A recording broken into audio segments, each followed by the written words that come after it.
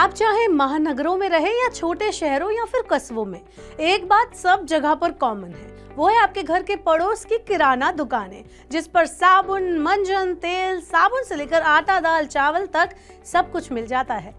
हमारे मोहल्ले की पहचान भी अक्सर गुप्ता जी या शर्मा जी की दुकान से होती है। लेकिन इस बार जब आप दिवाली पर अपने घर गए होंगे तो महसूस किया होगा कि आस पड़ोस की कई दुकानें बंद हो गई हैं।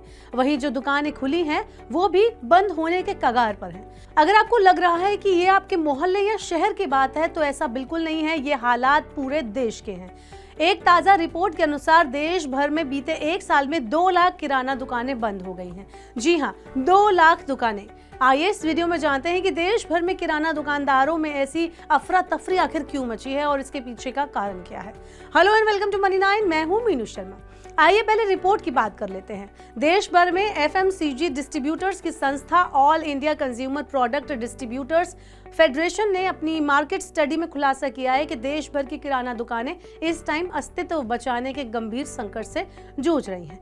देश भर में किराने का सामान और पर्सनल केयर आइटम्स बेचने वाले करीब 1.3 करोड़ स्टोर पर हुए सर्वे से पता चला है कि 2023 के बाद से 2 लाख किराना दुकानें शटर डाउन कर चुकी हैं। स्टडी में पता चलता है कि बंद होने वाले स्टोर्स में 45% महानगरों में थे।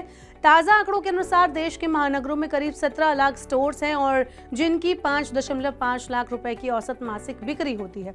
वहीं बंद होने वाले स्टोर्स में से टियर 1 शहरों में 30% और टियर 2 और टियर 3 शहरों में 25% स्टोर थे। सर्वे के मुताबिक टियर 1 शहरों में 12 लाख स्टोर हैं जिनकी औसत मासिक बिक्री 3.5 लाख रुपए है। वहीं टियर 2 और लोअर टियर शहरों में सामूहिक रूप से 1 करोड़ स्टोर हैं जो हर महीने औसत 2.5 लाख रुपए की बिक्री करते हैं। अब जान लेते हैं कि इन स्टोर्स के धड़ाधड़ बंद होने का कारण क्या है। तो इसका कारण है क्विक कॉमर्स पर हमारी बढ़ती निर्भरता, डिपेंडेंसी। कंज्यूमर तेजी से ब्लिंकिट और ज़ेप्टो जैसे ऑनलाइन डिलीवरी प्लेटफॉर्म की ओर रुख कर रहे हैं, जिसके कारण इन किराना दुकानों का धंधा चौपट हो रहा है।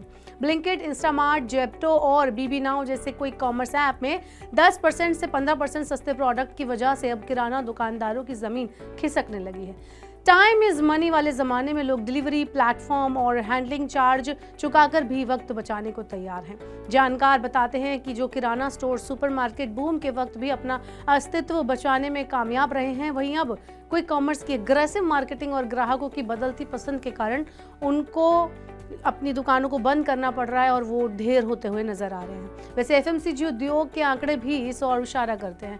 हिंदुस्तान यूनिलीवर, नेस्ले इंडिया और मैरिको जैसी कंपनियों के मुताबिक डिजिटल चैनल्स की कंपैरिजन में सामान्य व्यापार में एफएमसीजी की बिक्री धीमी हो गई है। एफएमसीजी कंपनियों की बात करें तो अब उनका फोकस भी क्विक कॉमर्स पर है।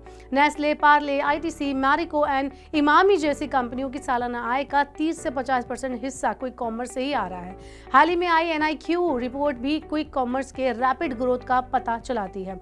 इस रिपोर्ट में बताया गया कि 31% शहरी भारतीय किराने के सामान सिर्फ इन्हीं क्विक कॉमर्स कंपनियों से ही खरीदते हैं। वहीं 39% इनका उपयोग टॉपअप खरीदारी के लिए करते हैं। यहाँ सबसे लोकप्रिय कैटेगरी में रेडी टू ईट, किराने का सामान और स्नैक्स शामिल है। वैसे ये रिपोर्ट ऐसे टाइम पर आई है जब भारतीय प्रतिस्पर्धा आयोग यानी सीसीआई पहले से ही प्रीडेटरी प्राइसिंग और अन्य अनुचित प्रथाओं के लिए ऑनलाइन कॉमर्स प्लेयर्स की जांच कर रहा है। दरअसल क्विक कॉमर्स फर्म जिस प्राइस पर माल बेच रहे हैं उस कीमत पर सामान देना किराना दुकानों के बस में नहीं है। हाल ही में सरकार के पास भी शिकायत आई थी कि ये क्विक कॉमर्स कंपनियां ग्राहकों को लुभाने के लिए प्रीडेटरी प्राइसिंग यानी कि भारी छूट दे रही हैं। ब्लिंकिट, ज़ेप्टो पर तो हाल ये है कि एमआरपी से भी कम वो सामान बेचने के आरोप को झेल रहे हैं। सीसीआई ने एक आंतरिक रिपोर्ट में पाया है कि ई कॉमर्स कंपनियां जैसे अमेजॉन इंडिया और फ्लिपकार्ट ने अपने प्लेटफॉर्म पर चुनिंदा विक्रेताओं को वरीयता देकर एंटी ट्रस्ट दिशा निर्देशों का उल्लंघन किया है। इसने किराना ग्राहकों के लिए एक अनफेयर प्लेइंग फील्ड तैयार की है जिससे ग्राहकों का बेस और किराना स्टोरों की प्रॉफिटेबिलिटी कम हो रही है। लेकिन तमाम मांगों के बावजूद सरकार ने इस ओर कदम नहीं उठाया है। हालांकि सरकार की ओर से कुछ बयान ही हैं जिससे किराना दुकानदारों को राहत मिली है।